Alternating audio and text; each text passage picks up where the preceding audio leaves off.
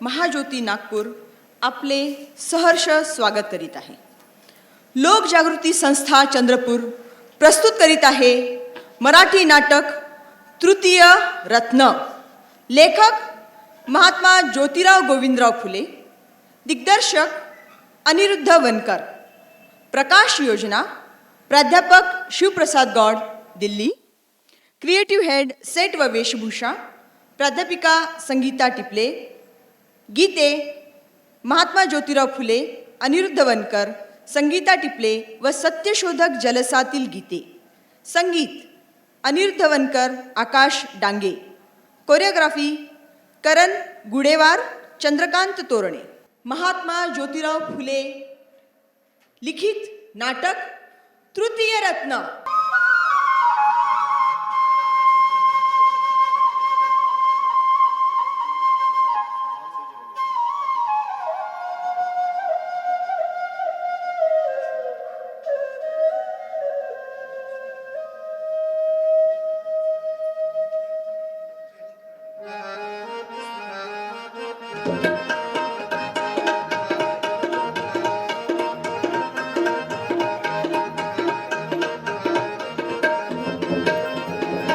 सत्याचा पालनवाला धन्य ज्योतिबा झाला.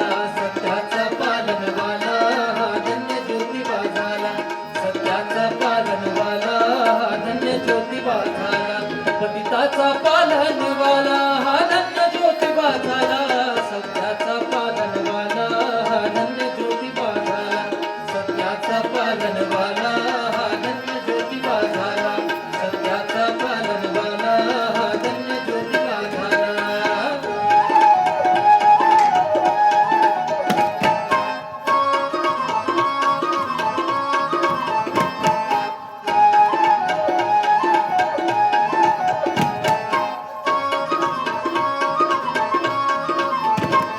जन्माचा माला कर कर्माची खडी तलवार. जन्माचा माला कर कर्माची खडी तलवार. जनतेचा जागा शेरा त्या समान कोण तो बोला. हा धन्य महात्मा झाला. हा धन्य महात्मा झाला. हा धन्य महात्मा झाला. हा धन्य महात्मा झाला. सत्याचा पालनवाला धन्य ज्योतिबा झाला. सत्याचा पालनवाला हा धन्य ज्योतिबा झाला. सत्याचा पालनवाला धन्य ज्योतिबा झाला.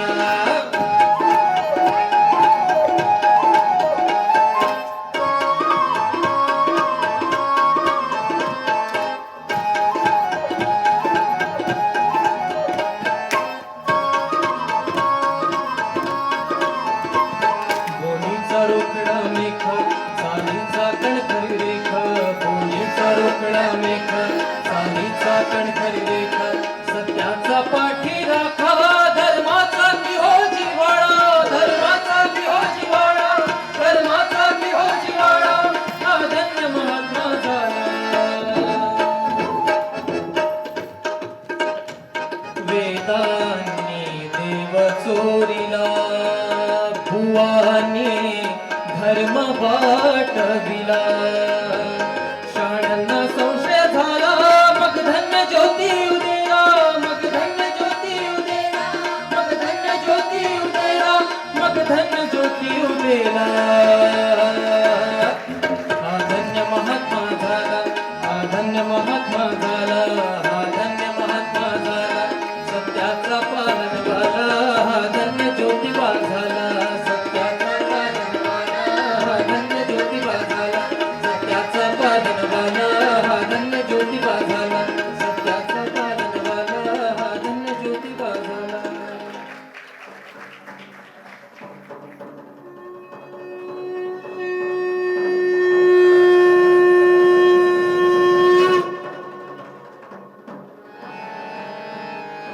ईरानी धाडस दंगेखोर बंड. स्वाऱ्या त्या उदंड केल्या हत्यांनी बळी. बळीस्थानी त्यांच्या त्यांचे वर्चस्व झाले. क्षेत्र स्थापिले अतोनात.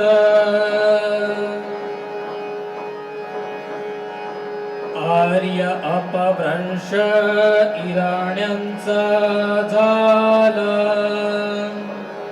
दिमाखे म्हणाला भटश्रेष्ठ.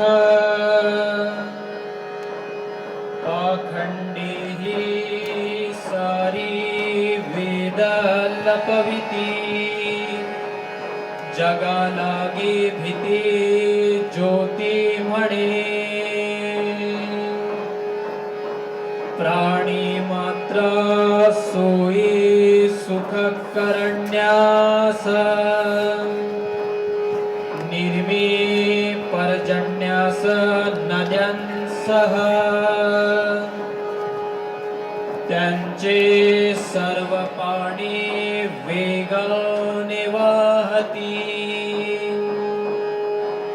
आर्य कुरापती तीर्थे केली. दाढी डोई वेण्या मुडभा धरिते. भटकरिता ते द्रव्य लुट. आर्यांनी कल्पिले थोतांडे हे सारे. दगे सर्व परी ज्योती म्हणे. ज्योती म्हणे.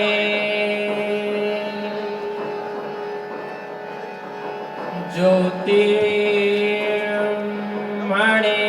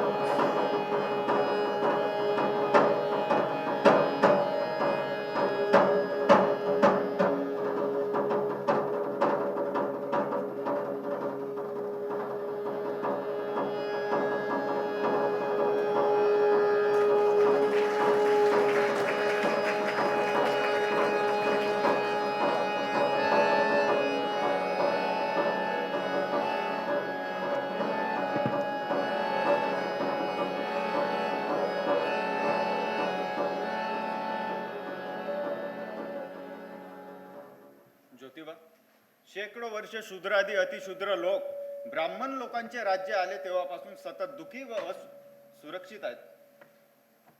याविषयी तुम्हाला काय वाटते?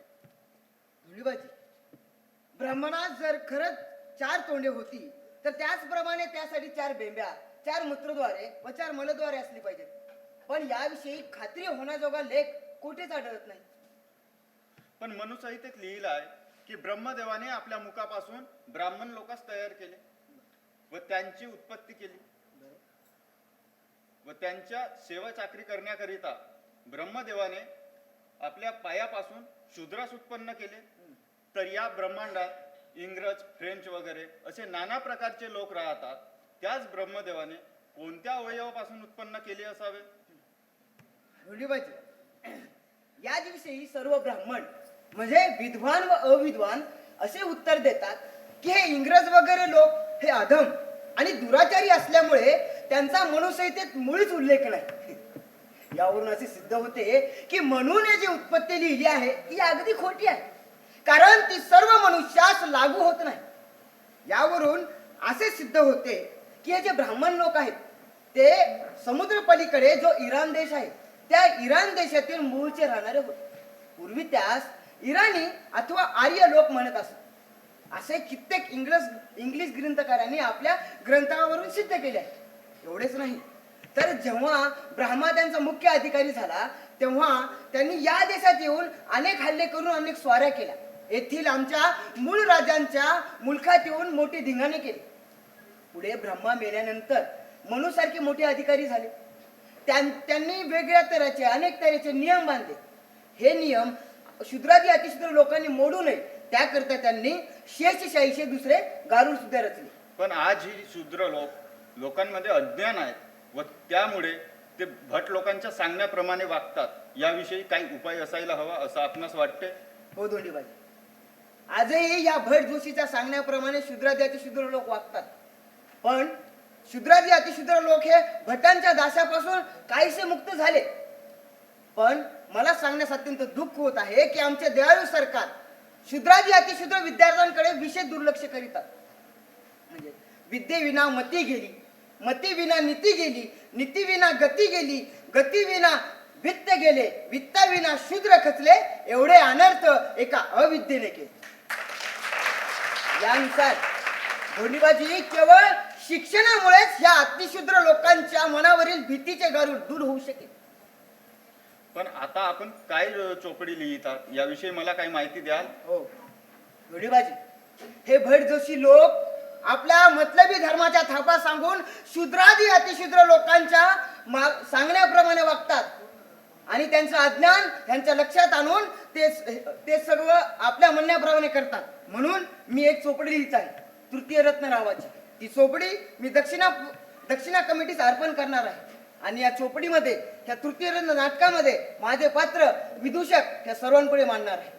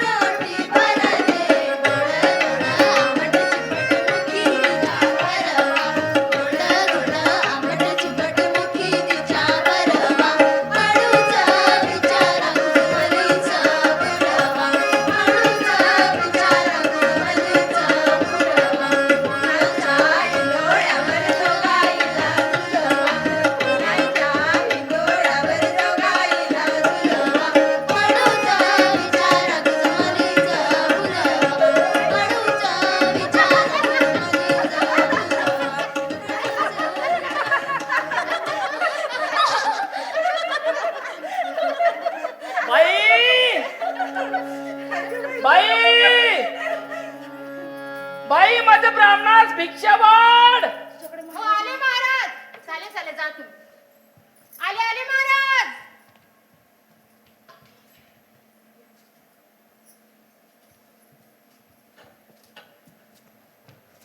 महाराज ही घ्या भिक्षा.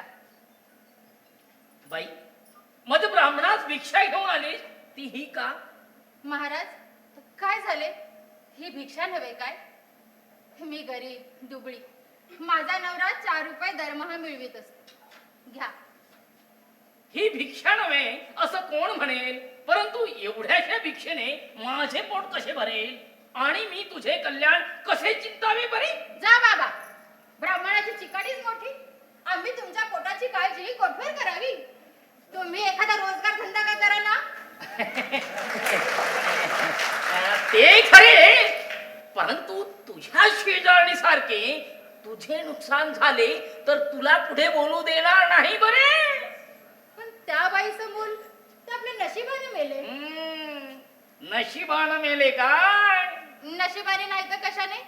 तुम्हाला पुष्कळ भिक्षा दिली नाही म्हणून मेले की काय? थोडी का होईना पण आमच्या संतोषाने असावी. तिने तुमच्या संतोषाप्रमाणे दिले असते तर तुम्ही तिचे मूल वाचविले असते काय? यात काय संशय?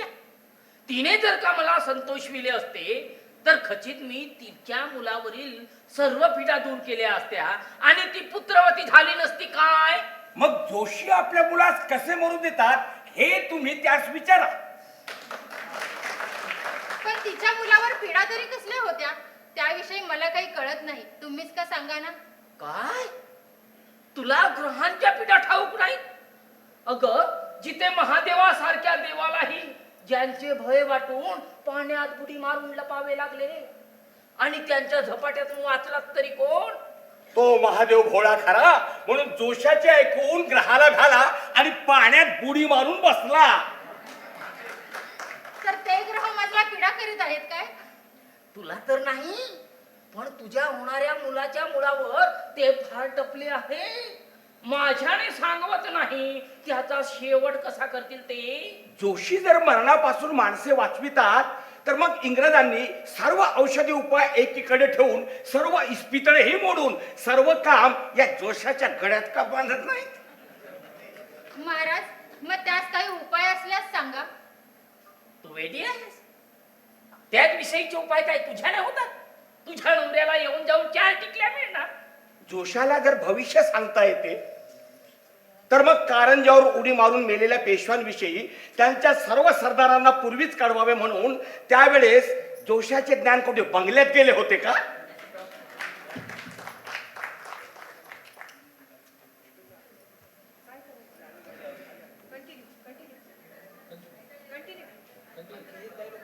ते सर्व खरे आहे. पण कृपा करून मला किती खर्च लागेल तो सांगा तर खरे. बरे बरे मला एव्हान तर जाऊ दे. याविषयी पुढे पाहता येईल. माझी भिक्षेची वेळ जाते. असे नका करू महाराज. मी तुम्हाला तुमच्या भिक्षेपुरते दाणे देते. तू दाणे देशील खरे, पण त्याला दळणावळ जळण याखेरीज भाजी तुपाला काही नको. तुझे एकटे दाणे घेऊन काय भुगऱ्या करून खाऊ? महाराज तुमच्या पुरते सर्व काही जे पाहिजे ते सर्व मी देते. पण माझ्या होणाऱ्या बाळावरील ग्रह कसे दूर होतील यावर उपाय सांगाच. तुमचे माझ्यावर मोठे उपकार होतील. तुम्ही कुणब्याच्या बायका बोलल्याप्रमाणे कराल काय? अगं आता आता तुझा नवरा आला की तू आपली जाऊन बसशील घरात. मग माझे इकडे काही का होईना. असे कसे होईल? कारण माझा नवरा नेहमी म्हणत असतो वर्णानाम ब्राह्मण गुरु. ब्राह्मणास दिल्याने काही कमी होत नाही. पण मला चाकरी फार हलक्या दर्जाची. काय करू? ईश्वर जर माझ्या धनाच्या मनात उभा राहून माझा पगार वाढवतील तर खचित ब्राह्मणच पाहिजे ते देईन. पण यावरून तुम्ही त्यांचे भय बाळगू नका. परंतु लाचारीमुळे कदाचित घरातल्या घरात माझ्याशी काही कुरकुर केली तर करतील. परंतु महाराज मी घरातून जाऊन येतो. परत थांबा हा थोडेसे. जोशीची फसवण्याची गोळी अगदी तीरासारखी लागू झाली पहा. बाई नको नको मला जाऊ दे. पुरे तुझ्या गप्पा. थोडीशी कळ काढा महाराज. हे आत्ता आले समजा. बाई मला जाऊ देईनास. मत जवळ असे तुझे काय काम? तुमच्याच खटपटीत आहे महाराज.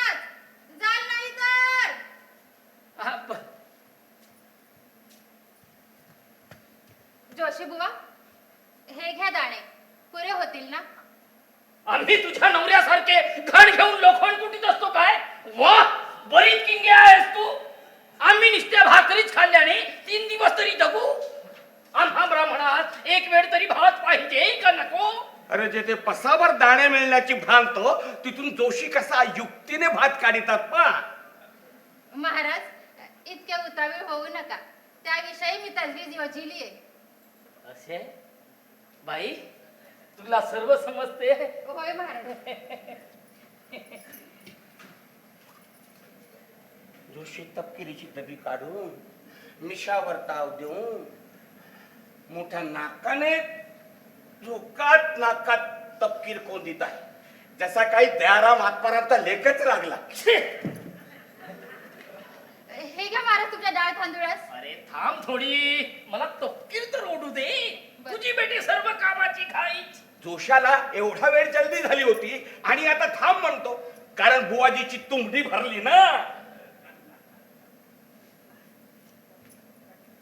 महाराज, आता स्वस्थता होऊन समाधानी झाली ना? झाली खरी, हा. पण तू बसू नको. जल्दी करून 1 पैसा आणि लहानशी सुपारी घेऊन या मज्जवडीत पंचांगास वहा. म्हणजे तुझ्या होणाऱ्या मुलावरील ग्रहाच्या पिढा दूर करण्याविषयी उपाय सांगतो. होय महाराज, आले मी. अगं अगं नको, अगं काय करते अगं. अगं लुबाडतो तुला, तो फळत कसा नाही गेला. अरे अगं ए वेळ सखूबाई,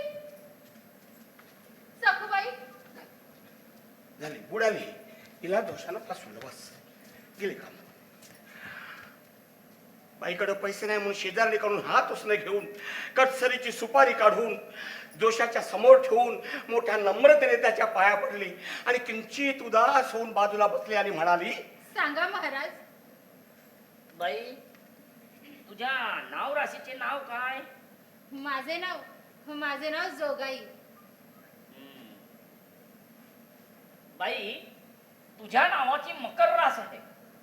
मकर राशीच्या क्षणी तुझ्या मुलाला छळण्या वाचून राहणार नाही, खचित असे तू समज. याला उपाय तू सध्या नेहमी म्हणजे आजपासून दर शनिवारी पंचमुख्या मारुतीस 1 रुईच्या फुलाची अथवा पानाची का होईना माळ करून घालीत जा. बर. म्हणजे तेने करून तुझ्या जीवाला काही समाधान वाटत जाईल.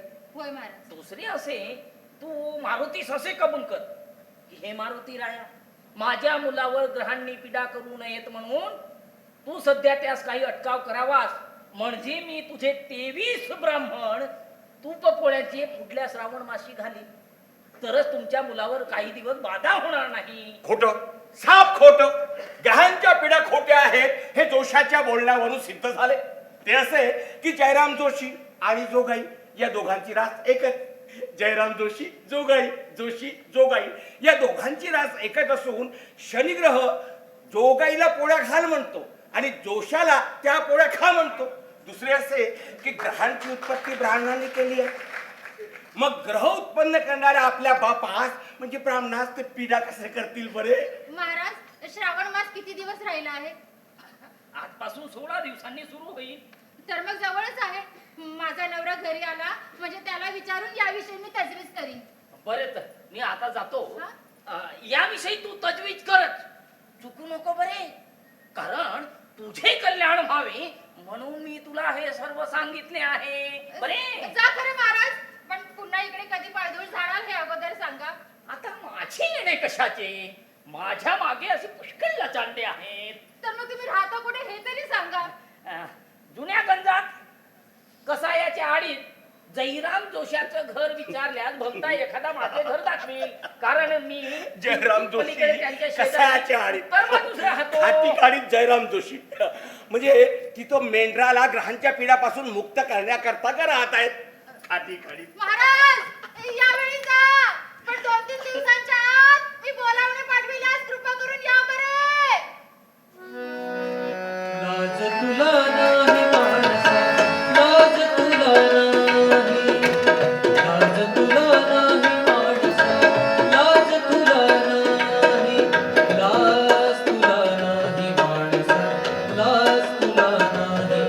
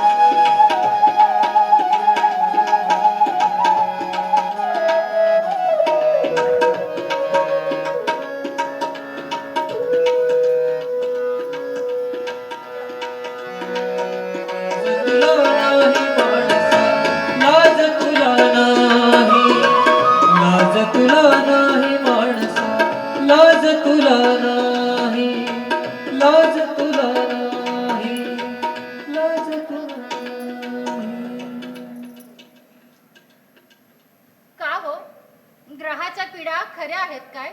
अगं खरे नाही तर काय खोटे? ब्राह्मण लोक नेहमी ग्रह फार छळणारे असतात असे आपणास पादरी उपदेशकांसारखे सांगत नसतात काय? आता हे त्यांचे सांगणे खोटे आहे असे तुला वाटते? कुणब्याला त्याच्या बायकोपेक्षा ज्ञान नसण्याचे कारण विद्येची बंदी नव्हे काय? खोटे वाटत नाही म्हणून तुम्हाला विचारले. आज सकाळी खाटीकाळीतल्या जोशी बुवांनी येऊन आपल्या होणाऱ्या मुलाविषयी फारच विपरीत सांगितले आहे. विपरीत? ते कसे सांग, कळू दे तरी. तुम्हाला राग तर येणार नाही, कारण त्यांनी काहीसा खर्च सांगितलाय. असा काय तो खर्च लागणार? खर्च तसा काही नाही, थोडा आहे, पण तुम्ही कबूल केला पाहिजे म्हणजे झालं. अगं कबूल न करावे तर काय करावे? आपण एवढा संसार करीतो, मग त्याचे फळ काय? जर आपल्या मुलाच्या उपयोगी नाही तर कशाच्या? अरे अरे अरे कुणबी लोकात कितीही अज्ञान की दोषाचे कृत्रिम न समजता त्याचा उपदेश हा सत्य उपदेशासारखा त्यांना वाटतो. आता यांची नशीबच खोटी, त्याला कोण काय करील? मग सांगू, जोशी बुवा असं म्हणाले की माझ्या मकर राशीला जो शनी आहे त्याने आपल्या होणाऱ्या बाळाला पीडा करू नये म्हणून मारुतीचे 23 ब्राह्मण तूप पोळ्याचे घालावे. बरे, तर तुझे मत याविषयी कसे काय आहे? मी बायको माणूस, माझी बुद्धी ते किती. माझे मत तुम्हावर, कारण त्याला खर्च करण्यास पैसा नको. ह्या का तोंडच्या गप्पा आहेत? तू म्हणतेस ते खरे आहे, पण या सर्व गोष्टीस पैसा तरी किती लागेल? असं काय मला वेड्यासारखं विचारता? आपण सणावारास कधी पोळ्या करून खात नसतो काय? अगं तुला समजत नाही. काय? आपण केवळ गुळाच्या पाण्याबरोबर पोळ्या खात नसतो काय? हो, आणि त्यांना तर भर चक्का गुळवण्यासारखा तूप पोटभर पाहिजे का नको? आता त्यास किती तूप लागेल हे तुझ्याने अथवा माझ्याने सांगेल? यावरून वेड कोण, तू कमी? बरे तर जोशी बुवा जाऊन विचारते. अगं तुला त्यांचे घर ठाऊक आहे? ठाऊक असल्यास मी जाऊन येतो. बर. तू घरवार सरवार उन्हात कोठे जातीस? बाई बाई बाई बुवा, बाई बुवा, इथे बाई घाबरे का झाला? बाई माझी तपकिरीची डबी तुझ्या इथे किंवा कुठे सांडली असावी म्हणून मी तिचा शोध करीत फिरत आलो. तपकिरीची डब्बी? ओ बघा इकडे. महाराज, तुमची डबी काय किमतीची होती? अरे बाबा तुला काय सांगू, ती मला तुझ सारख्या माझ्या एका यजमानाने धर्मबुद्धीने दिलेली होती. मला तिची किंमत कशावरून माहित असेल? हा, परंतु मुंबईची किंमत 4 आणे तरी असावी असे अनुमान होते. ही घ्या महाराज, मजजवळ 4 आणे आहेत, पण आपण उदास न खाऊ. नको नको मला तुझी पावली. आम्ही तुम्हा गरीबास पोटवर चढावे, पण काय करू, तुझे येथे आलो नसतो तर मग ब्राह्मणाचा एवढा तोटा झाला नसता. असे जाणूनच महाराज आपणाशी पावली देत आहे. तुम्ही त्याबद्दल मनात काही आणू नका, मी आपल्या स्वसंतोषाने देतो. बरे बरे, ईश्वर तुझे कल्याण करो. आले ना लक्षात? आले ना?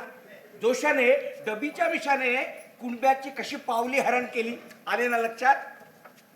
महाराज, महाराज स्वस्त व्हा आणि माझ्या पतीस आपण मागे सांगितल्याप्रमाणे ब्राह्मण भोजनास किती खर्च लागेल तो सांगा. आमचा तुमच्या सांगण्याप्रमाणे बेत ठरलाय. बरे तर माझी कोणती हरकत आहे? होय, आम्ही तुम्हा सांगावे मात्र आणि तुम्ही त्याप्रमाणे करावे, म्हणजे आमचे काम झाले. हो, जोशाचे काम फार सोपे आहे. तोंडाने बोलले तरी सोपे, कारण सर्व आयते मिळतं ना. तेच ते सांगा महाराज. तुम्हाला कोण हरकत असती तर तुम्ही टांगा तोडी देऊन आमच्या घरी सांगितलेच नसते. सुमारे 5 रुपये तुझे सुद्धा निदान पक्षाला लागतील असे मला वाटते. पुढे तुम्ही जसा गुळ घालावा तसे गोड होत जाईल. पुढे तुमच्या भक्तीवर आहे. जोशाने 5 रुपयाचा खर्च कुणब्याच्या माथी मारला, यापुढे भक्ती आहे म्हणतो ती कोणती? बरे महाराज, महाराज मी 1-2 रोजात कशी ना कशी 5 रुपयांची तजवीज करून तुमच्या स्वाधीन आणून करतो. मग पुढे तुम्ही त्याचे ब्राह्मण भोज घाला, नाहीतर तुम्हाला जसे कळेल तसे करा. तू वेडा तर नाहीस? जसे कळेल तसे करा म्हणजे या तुझ्या बोलण्याचा अर्थ काय होतो रे ते आधी सांग कसे? महाराज महाराज त्यांच्या बोलण्याचा तुम्ही राग येऊ जाऊ नका. आम्ही कितीही केले तरी कुणब्याची जात, आम्ही नांगर हाकूनच राहावे. तुम्हाला कसे बोलावे हे आम्हाला काय ठावे? बरोबर आहे. हा नांगर हाकाच्या बायकोला काय ठावे की कुणब्याने जर नांगर हाकता हाकता विद्या शिकली असती तर हा जोशी केव्हाच कोणीकडेच तिरीला पाय लावून पळाला असता. बरे, यात काही कमी नाही. परंतु बाई, तू बोललीस ते सर्व सत्य आहे. परंतु कदाचित हे 5 रुपये पुरे झाले नाहीत तर का मी आपल्या घरची भांडी कोंडी तुझ्या ब्राह्मणाच्या भरीत घालू काय? हो, कुंड्याची भांडी खुंडी असताना जोशी आपल्या घरची भांडी खुंडी ब्राह्मणाच्या भरीस कशाला घालेल बरे? महाराज, अहो मी चुकून बोललो, असे का म्हणता? पण या भोजनास निदान रुपये खर्च किती लागेल असे मला एकदम सांगा. कारण 2दा कर्जरोखे लिहून दिल्याने कागद लिहून देणाऱ्यास व्यर्थ दुप्पट पैसे द्यावे लागतील. बरे बरे, तू 10 रुपये खर्च काढू ना, म्हणजे त्यामध्ये जप करण्यात ब्राह्मण सुद्धा बसविता येईल. म्हणजे एकदम सर्व खटपट वाढली. जोशाच्या हिशोबी कुणब्याचे काही का होईना आपला पोटंबा भरला म्हणजे झालं. असे समजून उमजून सांगा महाराज. आम्ही नाही म्हणू तर आमच्या कानाला खडाला. आता जा तुम्ही पुन्हा अमावस्येच्या दिवशी या, म्हणजे लागलीच प्रतिपदेचा भेद करून टाकू. तुमचा चाकर लागला असेल. आता जा उद्या या, आता जा उद्या या, असे हेलपाटेत खाली बसा. महाराज, महाराज, तुम्ही हेलपाट्याविषयी काही काळजी करू नका. मी तुम्हाला काही आणखी देईन. तुमचे उपकार नाही ठेवणार महाराज. महाराज,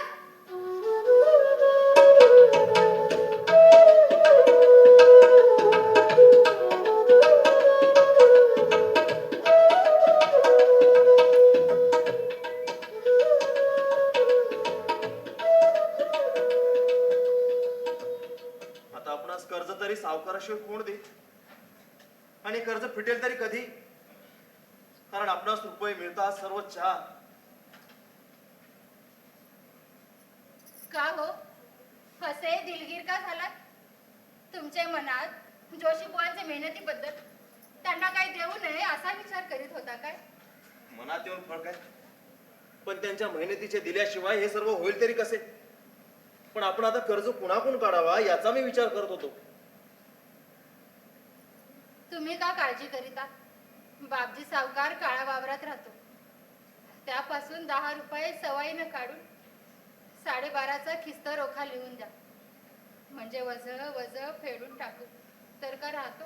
अरे ह्या अशा बायांना हे कसे कळत नाही की हे सावकार काही एक दिवसांनी यांच्या घरादाराचा उन्हाळा करीत असतात. अरे रे, कोणता हा देव भोळेपणा! गृहधाक पिडा म्हणे,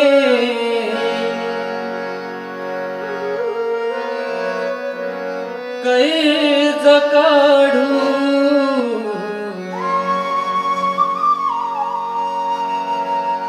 गृहधाक पिडा म्हणे,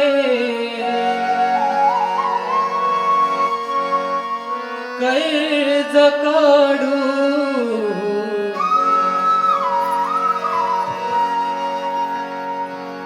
भांडी कुंडी मोडू सुखासाठी, भांडी कुंडी मोडू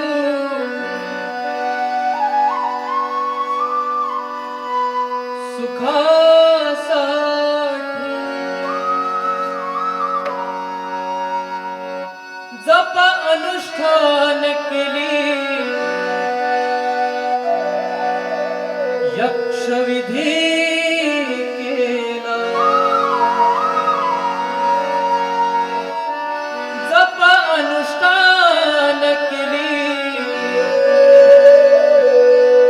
यक्षविधी केला.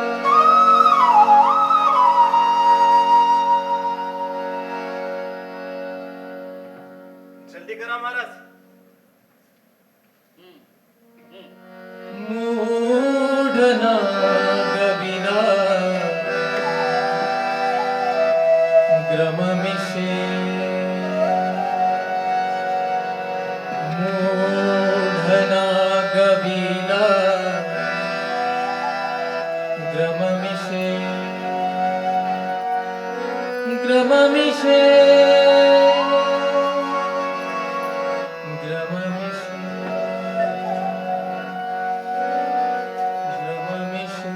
महाराज, हे घ्या 5 रुपये. महाराज जल्दी करा महाराज. जल्दी तर केलीच पाहिजे, परंतु मनापासून जप करणारा ब्राह्मण माझ्या खात्रीचा कुठे मिळेल तर मिळो. तुम्ही जपाचे काम का करा ना. कोणती कामे मीच करू?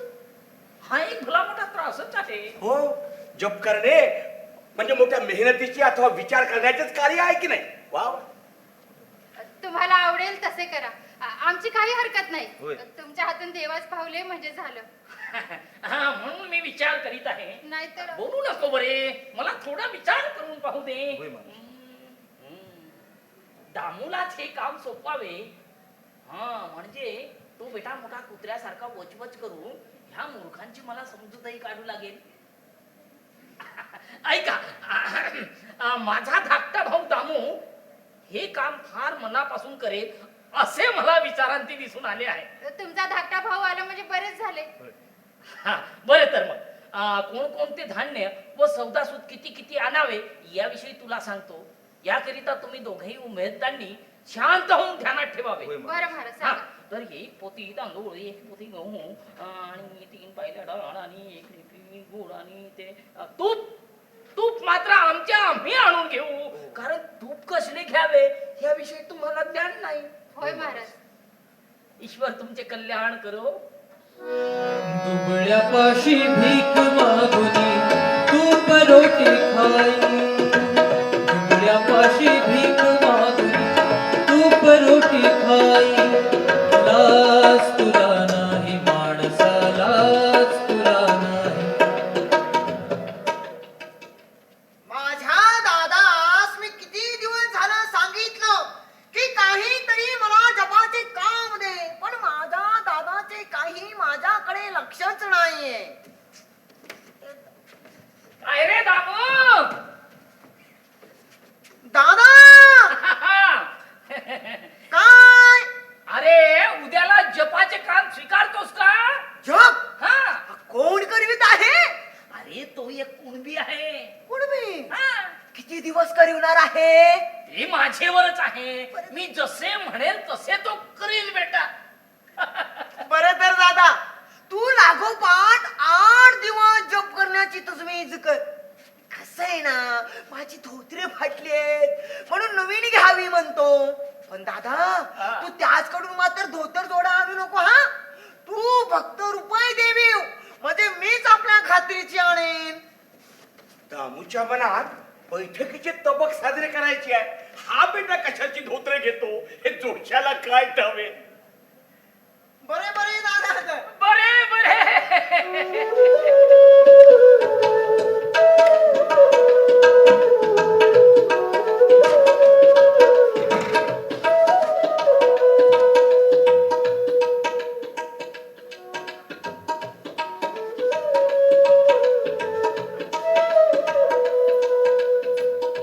बाई, बाई, महाराज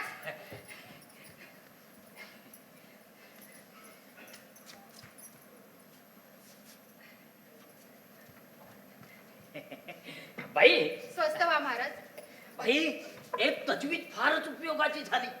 ती अशी की आपल्या दामूने जपाचे काम कबूल केले व मीही तुझ्या गरिबीविषयी त्याला बरेच सांगितले. बर, परंतु तो म्हणतो एका दिवसाच्या जपाने क्षणी झेपणार नाही. अहो, दामूने जपाचे काम जोशाच्या शिफारशीवरून पत्करले. हा कुणब्यावर फार मोठा उपकारच केला असेल नाही का बरे? महाराज तर किती दिवस जप असेल म्हणून त्यांचे मत आहे? निदान 11 दिवस तर पाहिजेच असे माझे पण मत आहे. माझी काही नको नाही, पण या सर्व खटपटीस आहेत तेवढे रुपये पुरतील ना? मग काय काय करावे? तुझ्यासाठी तेवढ्यातच कशी ना कशी तरी काटकसर करून पुरवून घेतले पाहिजे. कारण जसे अंथरूण असेल तसे पाय पसरावे असे जाणून मी त्यास एक धोतार जोडा मात्र देण्याचे कबूलही केले. वा वा, केवढी ही काटकसर. जोशाच्या ह्या काटकसरी विषयीच्या सर्व बोलण्यात कपट नाही असे आपल्यास वाटते काय? मग काय महाराज आपल्या बेताला पाहायचे. होय. तर मग त्याला 11 दिवस जपाला बसविण्याचे ठरवून हा हा, बेलाशक. या 10 रुपयात तुम्ही पाहिजे ते करा. तुम्ही मुक्त्यार आहात महाराज, आम्हास विचारावया सुद्धा येत जाऊ नका. बरे तर तुम्ही गहू तांदूळास निसून चांगले बारीक गहू मात्र दळून ठेवा हा. होय महाराज. बरे ईश्वर तुमचे कल्याण करो. भिक्षुकाचे सोंग घेऊन मोलचे सोने भिक्षुकाचे सोंग घेऊन मोलचे सोने मोलचे सोने मोलचे सोने मोलचे सोने मोलचे सोने लाज तुला नाही माणसा लाज तुला नाही लाज तुला नाही माणसा लाज तुला नाही लाज तुला नाही माणसा लाज तुला नाही. काय रे बाबा महाराज असू दे सर्व तयारी झाली ना. होय महाराज हा, हा. आम्हाकडून सर्व तयार आहे. हा, हा. पण आपल्या जपाविषयी कसे काय? अरे वेड्या तुला अद्याप कसे ठाऊक नाही. 10 दिवस झाले ना. दामू पंचमुख्या मारुती जवळ दररोज जप करीत असतो ना. वा कोण ही अंदाधुंदी. दामूने 10 दिवस कुणबी कसे बुडवावेत याखेरीज दुसरा कोणता तरी जप केला असेल काय? असे जर आहे महाराज, असे आहे तर फारच बरे झाले. पण आम्हा जर कळविले असते तर आम्ही त्यांच्या अपाया बिया पडावयास आलो असतो. हे सर्व उद्या होईल. घाबरा का होतोस. परंतु हे सर्व सामान आज संध्याकाळपर्यंत आमच्या घरी वाहून ठेव. म्हणजे आपण आमच्याच घरी सर्व बेताबेताने करून टाकू. कारण तुझे घर फार लहान आणि तुझ्या येथे भांड्या कुंड्यांची ददात. हो, म्हणजे उरले सुरले सामान कुणब्याच्या हाती न लागता आपल्याच हाती लागावे म्हणून कुणब्याला भलतीच बाब सांगून जोशाने आपल्या घरचा बेत ठरविला नसेल कशावरून. होय महाराज.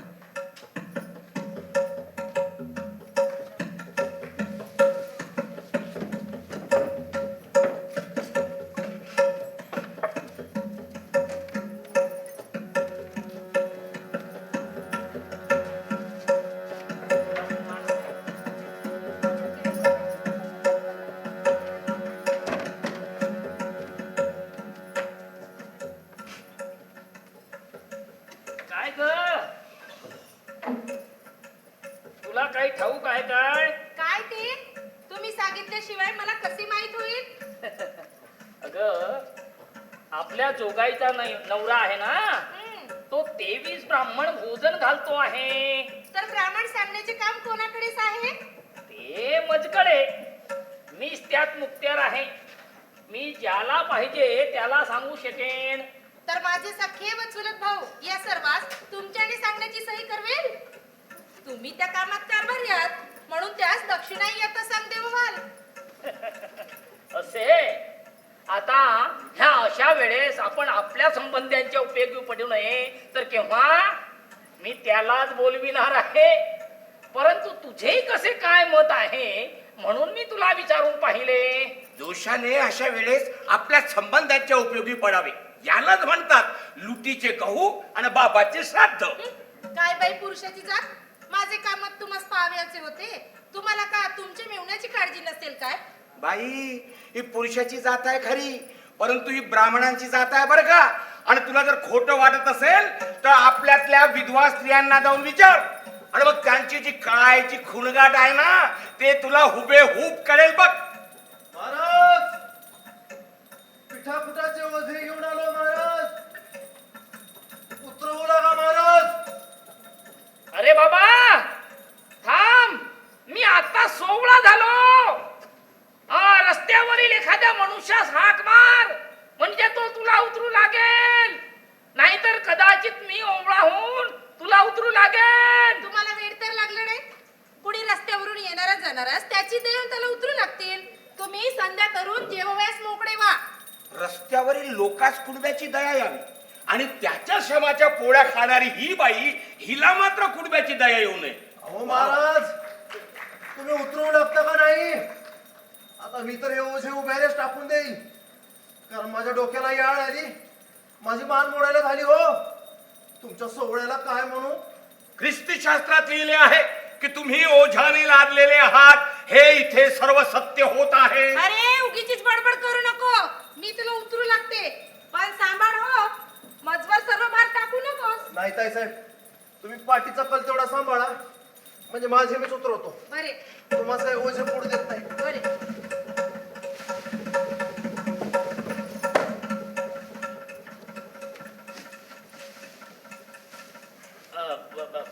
बैस बैस. होय महाराज. तो थोडा विसावा घे. हा घे विसावा घे. तुला फार ओझे झाले होते काय? चाललेच आहे महाराज. हा कर्म भोग आहे. देहात जीव आहे तोपर्यंत भोगला पाहिजे. कुंभाच्या जन्माला ब्राह्मण ग्रहाचा भोग लागलाच आहे. बरे तर तुला तुझ्या ओळखीचा एखादा ब्राह्मण उद्या आमचे येथे जेवावयास बोलवायचे. ब्राह्मण भोजन आहे की मेजवानी मला अगोदर सांगा कसे. वा वा वा, तुला बऱ्या असे प्रसंगी सुचले हा. जोशीने आपल्या भावाकरिता नवऱ्याला समजण्याजोगी लबाडी कशी केली पहा.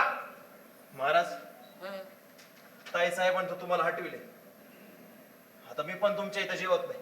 अरे ए बाबा, असे कसे म्हणतोस? काही अन्न ब्राह्मणास पुरून उरल्यास तुला प्रसाद द्यावा लागेल. हो, ब्राह्मणास तूप पोळ्यांची रेलचे आणि ज्याचा माल त्याला उरल्याच प्रसादा दाखल. वा वा वा वा, जोशाने हे इथे केली. बरे महाराज, तुमच्या मर्जीप्रमाणे का होईन. बरे, आता तुझा संध्याकाळपर्यंत सरपणा सुद्धा ज्या काही 2-3 खेपा होतील त्या इथे वाहून घेऊन ये. होय. म्हणजे माझं जेवण झालं की मी भवानी पेठेत जाऊन ब्राह्मणास सांगून टाकतो. नाहीतर ते एखादे दुसरे आमंत्रण घेतील. होय महाराज, जल्दी करा महाराज. अरे ए बाबा, ए अरे थांब, अरे थांब, अरे थांब, अरे थांब, अरे ए बाबा, अरे इकडे इकडे, ए बाबा. तू असे कर, तू जेव्हा दुसरे ओझे घेऊन येशील तेव्हा बाकी राहिलेले सर्व रुपये तू आपल्या बरोबर सांभाळून घेऊन ये. म्हणजे मी आजच जाऊन जप करणाऱ्या ब्राह्मणात धोतर जोडा विकत घेऊन येईन. उद्या बनते ना बनते. कारण दामू मागे मज्जवळ असा बोलला होता की माझ्या खात्रीचा धोतर घेण्यासाठी माझ्याकडे रुपये द्या, म्हणजे माझ्या खात्रीचा धोतर जोडा माझा मीच विकत घेऊन येईन. म्हणून तो पाहिजे असल्यास तो रुपये घेऊ अथवा धोतर जोडा घेऊ, आपली काही हरकत नसावी म्हणजे झाले. कारण त्याने 2-3दा मजकडी रुपयाची मागणी केली. दामूने रुपयाची मागणी केली. जोशाच्या या बोलण्यास कोणी सत्य म्हणेल काय? काय हो, मी त्या कुंब्याच्या ओळखीचा ब्राह्मण त्याने बोलू नये म्हणून कशी युक्ती केली. वा वा वा, भलीच युक्ती केली. कारण तुम्ही बायका कोणाच्या ब्राह्मण जन्म पाहून अशी जर युक्ती केली नाही तर मग काय अर्थ. काय हो, तुम्ही भवानी पेठेत केव्हा जाल? फार दिवस झाले माझी आई मला भेटली नाही. तेव्हा तुम्ही उद्या तिला असे सांगा की कसे करून मला भेट. परंतु तुम्ही जेवण उठतात जर जल्दी जाल तर ती तुम्हाला भेटेल, नाहीतर कदाचित ती पुरण नेकल्यात जाईल. बरे बरे, मी जेवतात जाईन खरा, परंतु त्या धोतर जोड्याच्या निमित्ताने तो रुपये घेऊन येईतोपर्यंत तरी मला थांबले पाहिजे का नको? कारण मला तो फार वडवाई दिसतो. आपले काही कर्ज नाही म्हणून त्यावर काय तगादा पाठव. सावकार तरी कर्ज देऊन सोयीने तगाडा बसवून फेड करून घेतात, परंतु जोशासारखे घाबरे करून मोठ्या उतावळीने घेत नाहीत बा. तुम्ही असे करा, मी सांगते. एखाद्या शिंप्या जवळून 2 दिवसाच्या बोलीने धोतर जोडा चांगड कुणब्याला दाखवण्यापुरती आणा. म्हणजे तो रुपये घेऊन आला की मी त्याच सांगेन, हे रुपये तू माझ्या जवळ दे, मी जोशी बुवाकडे कुणाच्याही हाती पाठवून देते. कारण त्याने तुझी बरीच वाट पाहिली खरी, परंतु त्यांना ब्राह्मण सांगण्याची फार जल्दी होती. असे सांगून मी रुपये आपल्या जवळ घेऊन ठेवते. मग तुम्ही ते दामोदाजी बस द्या अथवा जांगड कायम करा. बाई बाई बाई, अगं एकल्या पोटासाठी किती लबाड बोलावं माणसानं. योजना तर फारच उत्तम आहे, परंतु तो रुपये घेऊन आल्यास ते आपल्या जवळ ठेवण्यास कमी करू नको बरे. मी बायको कुणाची? तुमचीच ना. असे कसे होईल? मी तो आल्यावर त्याला घाबरा करून पाहिजे असल्यास आधी रुपये माझ्या जवळ घेऊन मग त्या सुधरू लागेल. याविषयी तुम्ही काही काळजी करू नका. कुंड्याकडून आधी रुपये घेऊन मग उतरू लागेल म्हणे. वा वा वा वा, केवढी ही भूतदया की जिचा पारच लागत नाही. काय हो, हा कुणबी घरचा सदन आहे का? असल्यास त्याचकडून अशी 2-3 भोजने काढा. तू म्हणतेस तसं काही नाही. हा जर घरचा सधन असता तर त्याला सांगून अशी 5 वेळा ब्राह्मण भोजन घालण्याचा पाया रचला असता.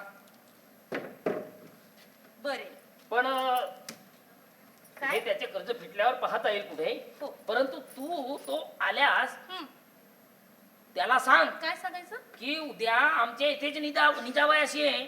म्हणजे उद्या प्रातःकाळी भांडी वगैरे घासून देण्यास आम्ही मोलाचा गडी बोलविला नाही. व हेही त्यास सांग काय? की आम्ही मोलाचा गडी बोलविला असता, हं, परंतु हे सर्व कृत्यास हे 5 रुपये 10 रुपये पुरे होतील न होतील हीच आम्हाला मोठी काळजी येऊन पडली आहे. मी सगळं ऐका सांगते. सर्व कुटुंबा बाळांनो, ऐका.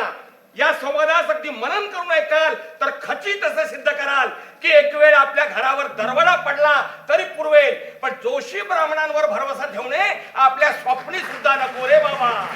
तुम्हाला किंवा बरीच कारणे देता येतात. अरे आता आपण ब्राह्मणांनी असे केल्याशिवाय आपला गुजारा तरी कसा होईल. अरे काही रोजगार धंदा करा ना, म्हणजे तुमचा गुजारा फार उत्तम रीतीने होईल या जगात. आणि आता सर्व ठाकमाजा सोडा, कारण मला यापुढे तुमची आता बरी गत दिसत नाही.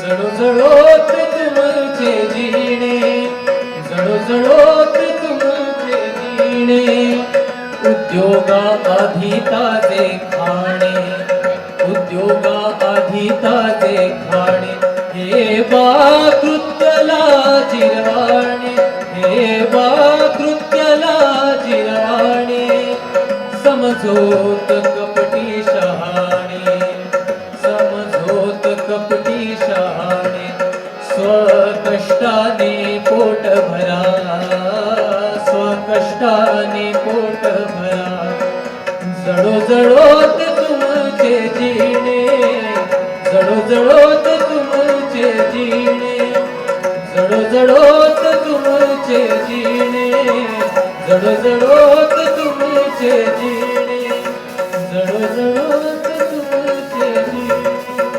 जळोजळोत तुमचे जीणे.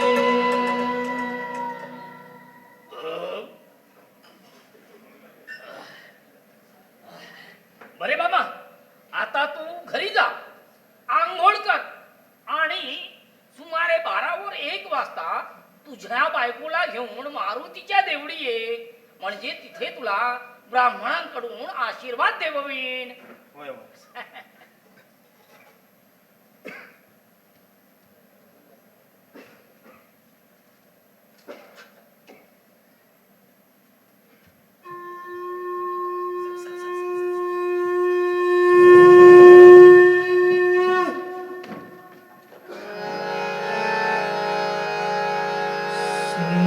स्नानसंध्या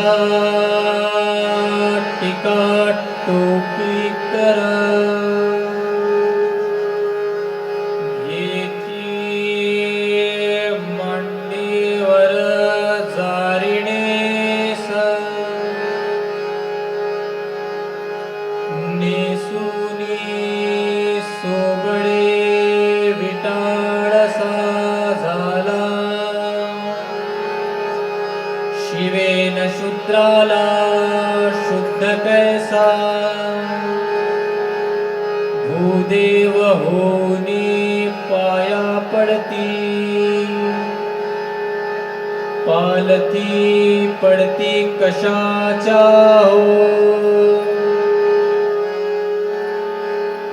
शूद्राला भोजन दुरून वाढिजो,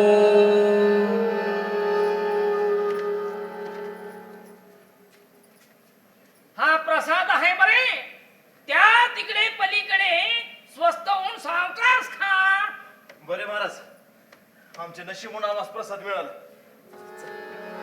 मद्यपान घेती शक्तमिवे,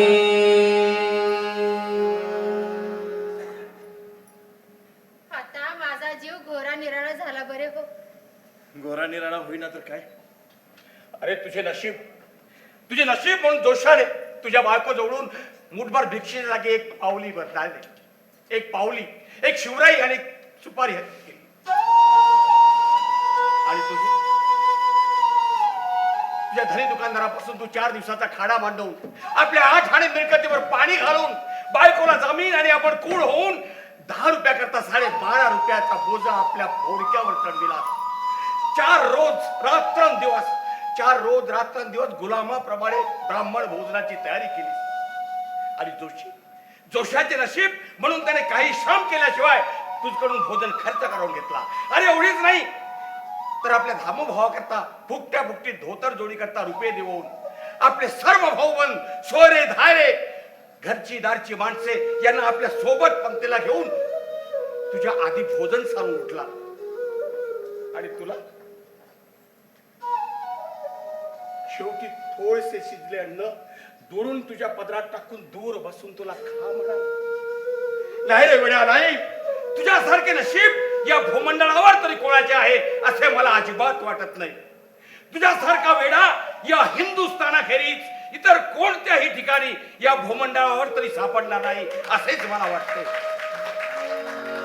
वेदन आधी तू होतास,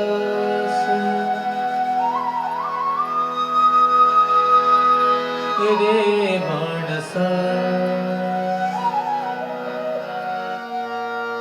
धर्मन आधी तू होतास, रे माणसा.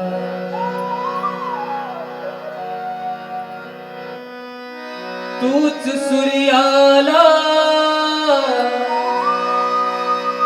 सूर्य म्हटलेस आणि सूर्य झाला. तूच चंद्राला चंद्र म्हटलेस आणि चंद्र झाला. सर्व देवांचे बारसे तूच घातलेस, तूच घातलेस, रे माणसा. वेदन आधी तू होतास, रे माणसा, रे माणसा, रे माणसा. पाटील बुवा, तुम्हाला देव किती आहेत याविषयी काही माहिती आहे का? माहित नाही तर काय. आमचा देव कसा दृष्टीने सुद्धा पाहता येतो. होय. तुमच्या समजुतीप्रमाणे हा देव आहे खरा, परंतु मी तुम्हाला देवाविषयी काही विचारल्यास राग न येता सांगाल? साहेब, सांगण्यास कोणती हरकत आहे? तुम्ही विचारा, आम्ही सांगतो. बर, तुमचा हा मारुती देव कशाचा केला आहे बरे? आमचा हा मारुती देव दगडाचा केला आहे. होय. बर, आणि हा दगड कोठून आणला असावा? साहेब, तो दगड खाणीतून आणला असावा असे मला वाटते. बर, मग पाटील बुवा, ज्या खाणीतून हा धोंडा आणला आहे त्या खाणीत हा एवढाच धोंडा होता का? साहेब, आता ती खाणच म्हणवली आहे. तिथं हा एकच धोंडा होता असं कुणाच्याने म्हणू? तिथे तर एवढा मोठा धोंडा असेल का हा मारुती केलेला धोंडा, त्या धोंड्याचा कपरा सुद्धा म्हणण्यास मला लाज वाटेल. बर, मग पाटील बुवा, मला सांगा, ज्या धोंड्यातून हा धोंडा फोडून आणला आहे तो धोंडा किती मोठा असेल याविषयी काही अनुमान करून सांगाल का बरे? साहेब, माझी तर मतीच कुंठित होती की आता तो धोंडा किती मोठा असेल माझ्याच्याने अनुमान करून सांगत नाही. बर, तो धोंडा कुठे असेल बरे? तो धोंडा पृथ्वीत आहे. बर, मग मला सांगा, तो धोंडा जर पृथ्वीत आहे तर ही पृथ्वी त्या धोंड्याच्या पोटात आहे का तो धोंडा पृथ्वीच्या पोटात आहे? धोंडा पृथ्वीच्या पोटात आहे. हे उघड 5 वर्षाचं मूल सुद्धा सांगू शकेल. मी सांगेन त्यात नवल काय? आणि ती बापडी त्या धोंड्याचे वजन काही कुरकुर न करता सहन करता आली. यावरून पृथ्वी धोंड्याची आई आहे असे म्हणण्यास काही चिंता नाही साहेब. बर, मग पाटील बुवा, ही पृथ्वी आपल्या आपण उत्पन्न झाली का तिचा दुसरा कोणी उत्पन्न करता असावा बरे? सांगा. तिचा कोणतरी दुसरा उत्पन्न करणारा असावं साहेब, असे मला वाटते. मग पाटील बुवा, आपण पृथ्वीची पूजा करावी का तिला उत्पन्न करणाऱ्याची?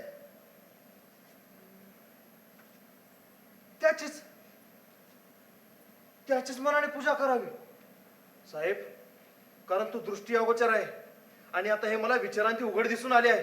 मग पाटील बुवा, तुमचा विचार तसाच तुमच्या मनात आहे ना? म्हणजे मला तुम्हाला दुसरे काहीतरी विचारायचे आहे. तुम्ही विचारा म्हणाल तर विचारतो. विचारा साहेब, तुम्हाला पाहिजे ते विचार, पण आपल्या जगकर्त्या भगवंताविषयी मात्र विचार, कारण मला आता त्याच्या गोष्टीशिवाय दुसरे काही आवडत नाही. मग पाटील बुवा, मला सांगा, तो हाच देव आहे काय? आणि तो जर दृष्टी अगोचर असेल तर आपण त्याच्या ठिकाणी या दगडाची पूजा करावी का? साहेब, तुम्हाला नाव साजे, माझी खात्री होऊन तर मला असे कळून आले आहे की हा धोंडा तर पूजण्याच्या पात्र नाहीच, परंतु आता याला फोडून याच्या चिंदड्याकडून राख रांगोळी केली आणि मातीत मिसळले म्हणजे माझ्यासारखे भोळे गृहस्थ ब्राह्मणांचे ऐकून याच्या नावावर फसून कर्जबाजारी तरी होणार नाही. आणि या सोंगाला फोडल्याशिवाय खरा जो भगवान आहे तो आमच्यातील लोक कधी ओळखू शकणारच नाही. हो, पाटील बुवा थांबा. ओ पाटील साहेब, थांबा. तुम्ही कसं इतकं भीता? ओ कुणबी माळी कसचे मारुतीला फोडतात? हा घरी गेला म्हणजे याला भलता एखादा ब्राह्मण भेटेल आणि तो त्याला उपदेश करून सांगेल, त्याचप्रमाणे तुमची आणि तुमच्या धर्माची निंदा करू लागेल. ओ ब्राह्मण यांना धर्माचा विचार करून देण्यास उमास तरी खाऊ देतात. एक तर विचार शून्य, दुसरे असे की ब्राह्मणांनी बहुत दिवसांपासून आपल्या लेखणीच्या आणि सत्तेच्या दिमागाने कुणबी माळ्यांच्या मनात ठासवून ठेवले आहे की शूद्रांनी ब्राह्मणांची आज्ञा कधीच उल्लंघू नये. आणि हे सर्व खोटे असेल तर विचारा.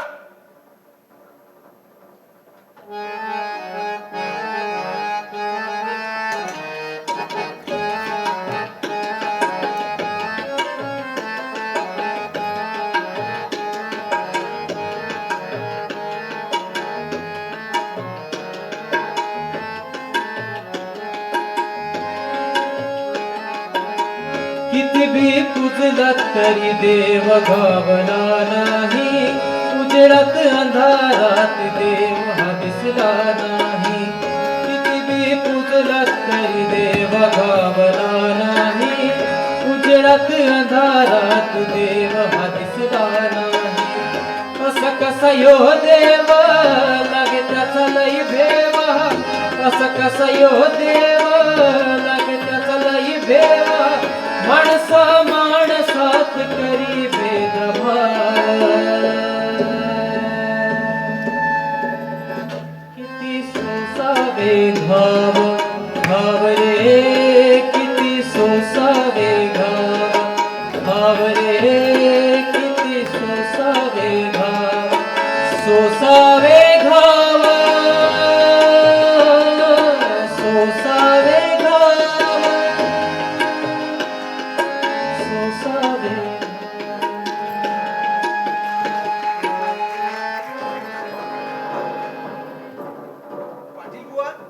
पाटील बुवा जरा शांत व्हा. अहो पाटील बुवा, तुम्हासारख्या समजुतीचे लोक फारच थोडे आहेत हो. त्यामुळे इतर अज्ञानी लोक तुम्हाला फिर्याद करून तुम्हाला सरकारात नेतील आणि सरकारही तुम्हाला आरोपी ठरून तुम्हावर शिक्षा करील. साहेब, मला राग येऊन फळ काय? या बेट्या मारुतीच्या नावावर ब्राह्मणांनी मजला इतके फसवून बुडविले आहे की मी जर तुम्हाला सर्व मुळापासून सांगेल तर माझी दुर्दशा पाहून तुम्ही सुद्धा म्हणाल की ब्राह्मणास काही शिक्षा असली पाहिजे. तेव्हा या मारुतीस फोडणे तर कोणीकडेच राहिले. अहो पाटील बुवा, त्यांनी कशाचे तुम्हाला मारुतीच्या नावावर फसविले? खरं ते तुम्हा लोकांसारखे अद्याप अज्ञानीच आहेत. कारण त्यांचे पूर्वज जसे तुमच्या पूर्वजाशी वर्तत होते तसे तेही तुमच्याशी वर्ततात. त्यामुळे त्याचकडे यांचा काही बोल नाही बरे. साहेब, असे बोलू लागल्यावर यांच्या तोंडाला कोण हात लावेल? कारण यांचे तर मत असे आहे की बापाने मिळवलेला इनाम मुलाने स्वस्त खावा, पण त्याची सरकारपट्टी मात्र मुलाने देऊ नये. आणि आमच्या श्रमाच्या पोळ्या त्यांनी खुशाल खाव्यात. आणि आम्ही माळी कुणबी त्यांच्या पूर्वजांचा शोध करत फिरत राहावे. वा, काय मौज आहे. पाटील बुवा, जरा शांत व्हा. अहो इतके रागावू नका. मला राग येऊन फळ काय साहेब? माझ्याने त्या भटांचे काय होणार? पाटील बुवा, मला सांगा, तुम्हाला वाचता येतं का? नाही साहेब, मला वाचता येत नाही. का? तुम्हाला का वाचता येत नाही? साहेब, मी जेव्हा लहान होतो तेव्हा माझा बाप एका खेड्यात राहत असे. त्याने मला लिहिणे शिकण्यासाठी शाळेत टाकले होते खरे, पण तिथला पंतोजी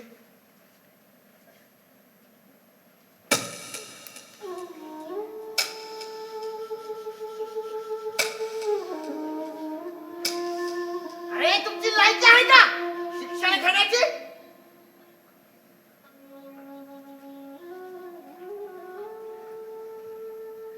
पण तिथला पंतोजी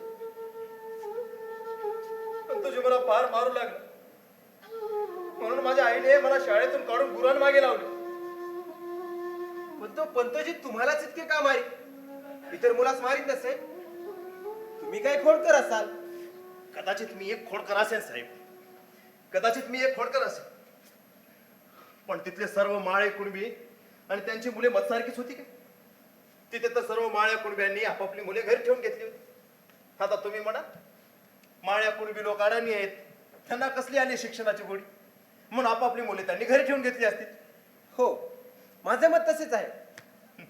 साहेब, जेव्हा मामलेदार वगैरे ब्राह्मण कामगाराचा तुम्हा इंग्रज लोकांसारखी विद्या शिकल्यामुळे मोठा डाम डोल वाढून इथं मामास पावलेल्या गृहस्थाच्या दृष्टीने आम्ही पाहतो, तेव्हा आम्हाला वाटत नसते का आपण विद्या शिकू नये?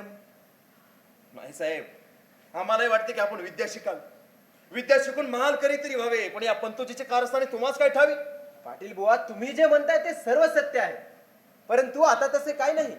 कारण आताशी आपल्या कृपाळू कॅन्डी साहेबांनी बरेच नवे पंतोजी तयार करून गावगाव पाठविण्याचा झपाटा चालविला आहे. साहेब, तुम्ही आपली स्टार शेवटाच नेता असे मला वाटते. अहो, कॅन्डी साहेबांनी हत्ती एवढाले पंतोजी तयार करून गाव गाव शिकविण्यास पाठविले, हे मलाही ऐकून माहितीये. अहो, पण फळ काय? गावातील सर्व ब्राह्मण लोक कुणब्या माळांनी आपली मुले शाळेत पाठवू नयेत म्हणून त्यांना आतल्या आत उपदेश करून अथवा कुलकर्णीपणाचा धाक दाखवून त्या मुलांच्या शिकण्याच्या आडेत नसतील काय?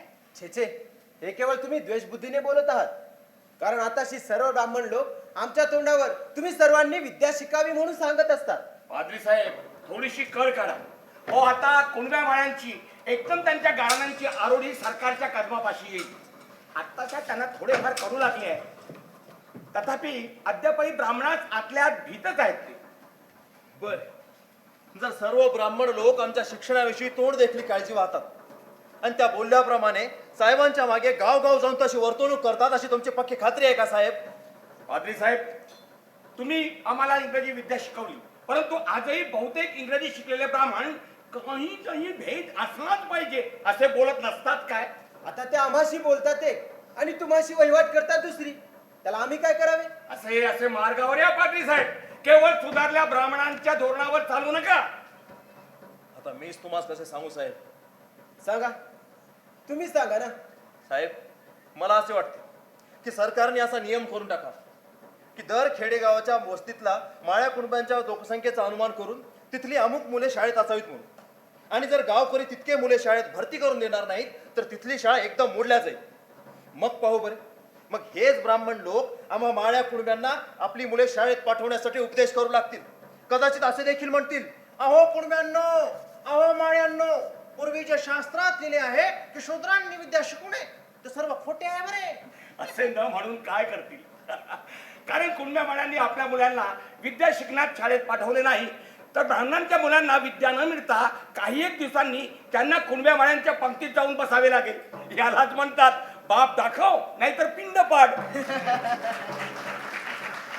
बरं, तर जर कुणब्या माळ्यांनी आपापली मुले घरी ठेवून घेतली असतील, यावरून तेथील शाळा मोडली असेल, नाही का बरे? मोडतील कशाने साहेब? तिथे काही ब्राह्मणांची मुले होती, ती येत असत. असे कसे होईल? जातीच्या मुलांना गोडी गुलाबीने न वागवता कोणी माहीत असतो काय? काय रे बाबा, घरी चालतोस ना? अहो भटजी, थांबा, याला माझ्याशी बोलू द्या. आता हे दृश्याला काय ठावे की पाद्रीने एवढा वेळ श्रम करून कुणब्याला राघू सारखा पडवून उलटा जोशाचा पंतोजी होण्याजोगा तयार केलाय. जा बाबा जा, पण यांचा उपदेशही कमी करू नको बरे. पाटील बुवा, मला सांगा, ब्राह्मणाची मुले शिकली आणि तुम्हा लोकांचीच मुले बाहेर का निघाली? पाटील बुवा, तुम्ही ब्राह्मण बुवाच घाबरू नका, बोला, जे सत्य असेल ते बोला. जोगाई, तुझ्या नवऱ्याला वेट लागलं तर नाही? तुझा नवरा आता साहेब लोकांची बराबरी करायला लागला, पण घरी भांडी कोण घासावीत बरे? धन्य ते इंग्रज लोक की ज्यांची बला ईश्वर दूर करो, कारण जे नेहमी कुणब्या माळ्यास आपल्या बरोबर करू इच्छितात, मात्र ब्राह्मण त्यास आजही भांडी घासणारेच करू पाहतात. महाराज, तुमची मेली सर्व कामाची घाईच. थांबा, साहेब कसा तुम्हा ब्राह्मणापेक्षाही चांगले बोलणे बोलतो हे मला पण ऐकू द्या. सत्य बोल सर्वांना आवडू लागतात हे इथे सिद्ध आहे. कुणब्याची जात वेडी खरी. कुणब्याची जात वेडी खरी, म्हणूनच ब्राह्मणांचे इतके दिवस अंधासारखे ऐकले बाबा. चुप चुप, ब्राह्मणाच्या बुवा बडबड बडबड करू नकोस. पाटील बुवाला कारण सांगू द्या. बोला पाटील बुवा. मुले त्यांच्या जातवाल्याची होती म्हणून आम्हाला इतके ते त्यांना मारित नव्हते. आणि त्यातील एखादा मुलगा शाळा सोडून घरी राहिल्यास त्या गावातील ब्राह्मण बायका सुद्धा त्या मुलाला शाळेत जाण्याविषयी इतका घेघाट करीत की त्या मुलाला अन्न पाणी सुद्धा गोड लागू देत नसत. बरं, तर जर कुंभ्यामाळ्यातील एखादा मुलगा शाळा सोडून घरी राहिल्यास तुमचे आई बाप कुठे जात असत? त्यांनी तुम्हाला उपदेश करू नये का? वा साहेब वा, आता फारच उत्तम विचारले. का हो, मग तुमच्या वडिलांनी तुम्हाला पुन्हा शाळेत जा म्हणून का सांगत गेले नाही याचे कारण सांगा. जोशी बुवा, तुम्हाला राग तर येणार नाही? बोल बाबा बोल. आमचा राग गेला चुलीत. आता का आमची पेशवाई आहे म्हणून तुमच्यावर अधिकार गाजवू? पण आता तुम्ही आमच्या म्हणूच्या कायद्याला मानताल का? पहा, पाहिजे असल्यास म्हणू संहिता.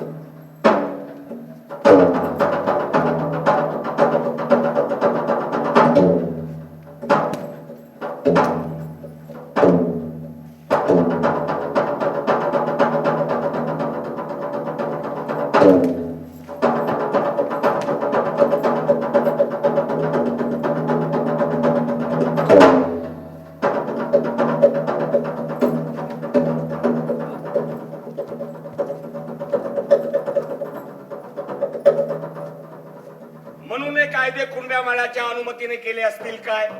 तुम्ही ब्राह्मण लोक नेहमी आमच्या आई वडिलांना सांगत नसता का? लिहिणे शिकण्याचा तुम्हाला तो कोण तुमचा मनुका फणूच्या कायद्यानुसार अधिकार नाही. मग त्यांनी काय करतील? त्यांनी का तुमच्या मनुच्या कायद्याला हरताळ लावतील आणि आपापली मुले शाळेत पाठवतील की काय? कारण तुम्ही कधी त्यांना लिहिण्याचे तोंडच दाखविले नाही म्हणून ते तुमचे आंधळ्यासारखे ऐकत राहिले. परंतु आता या देशात इंग्रज सरकारच्या कृपेने असे असे एक माळी कुणबी तर मान मार सुद्धा होतील जे तुमच्या मनुच्या कायद्याला हरताळ लावतील आणि असे सिद्ध करून दाखवतील की मनुचे म्हणून जे जे काही कायदे आहेत, की मनुचे म्हणून जे जे काही कायदे आहेत ते सर्व तपकिरीच्या पुड्या बांधण्यायोग्य आहेत. बरे तर बरे, तुम्हाला शाळेत घालून जर आमचा अधिकार जातो तर मग पंतोजीने तुझला मारितोपर्यंत तुझ्या बापाने तुला शाळेत कसा पाठविला बरे? हे काय तुम्हाला ठाऊक नाही जोशीबुवा?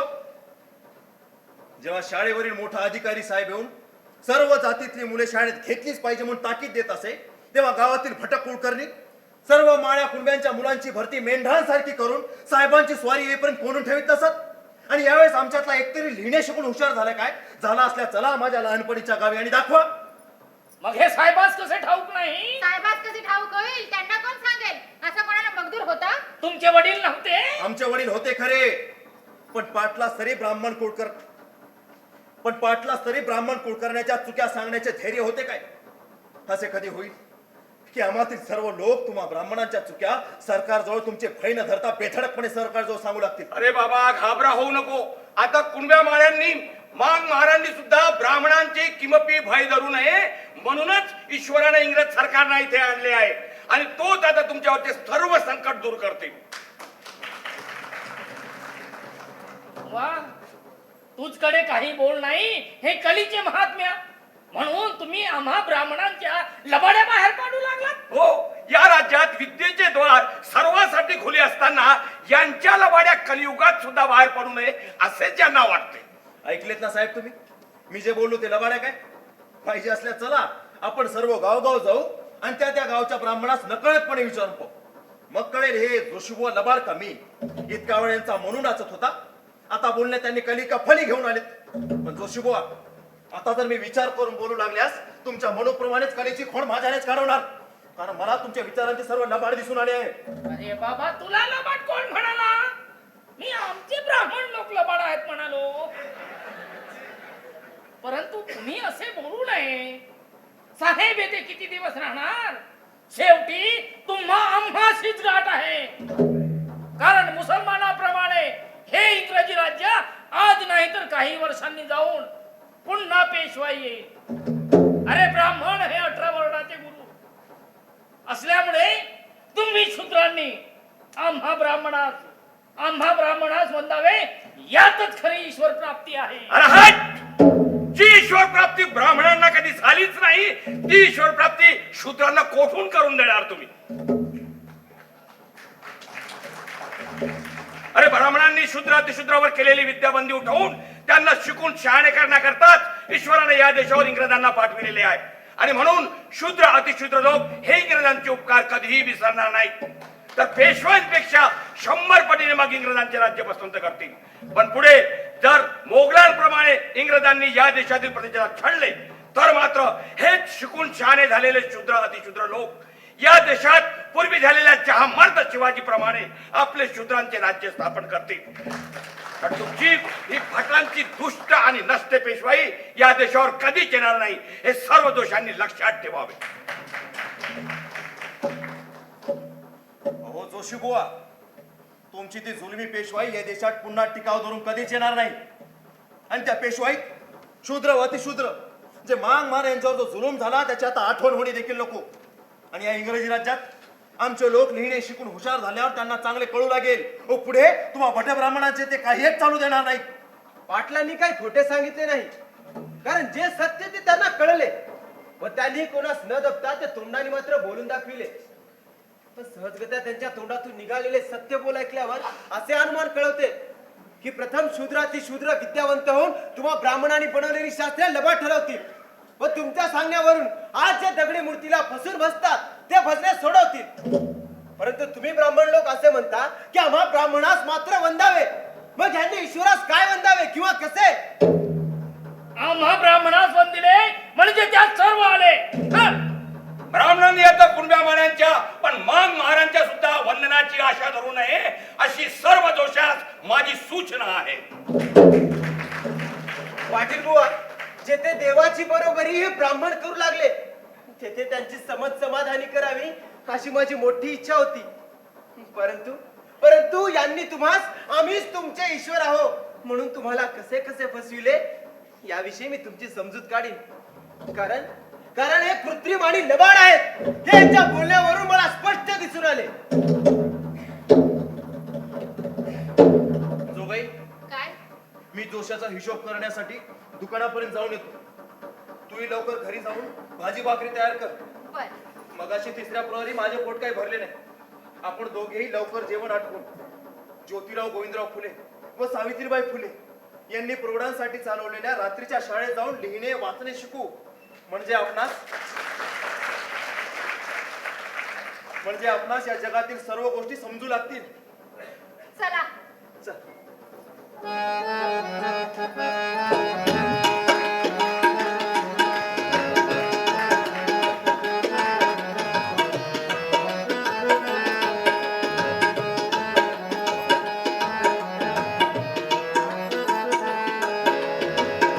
तूच रे अंगठा बहादुर, तूच रे अंगठा बहादुर, जरा न चतुर, तूच बुडविले घरदार, तूच बुडविले घरदार, आता तरी शहाणा हो, पाठव पुरा शाळेत, आता तरी शहाणा हो, पाठव पुरा शाळेत, तूच रे अंगठा बहादुर.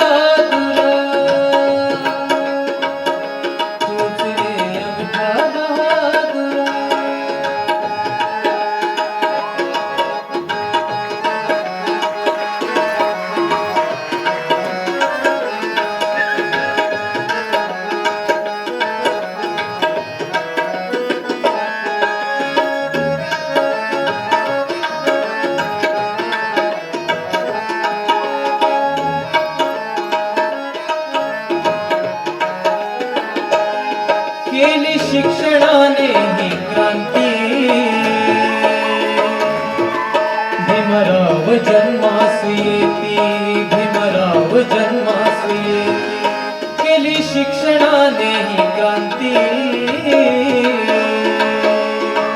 भीमराव जन्मास येती, भीमराव जन्मास येती, समजून कपटी मनुस्मृती. हो, समजून कपटी मनुस्मृती, जाडी रायगडच्या पायथ्याशी, जाडी रायगडच्या पायथ्याशी, घरी कास इथे समतेची, घरी कास इथे समतेची. वंदन आमुचे ज्योतिबा, वंदन आमुचे ज्योतिबा, वंदन आमुचे ज्योतिबा, ज्योतिबासी, ज्योतिबासी.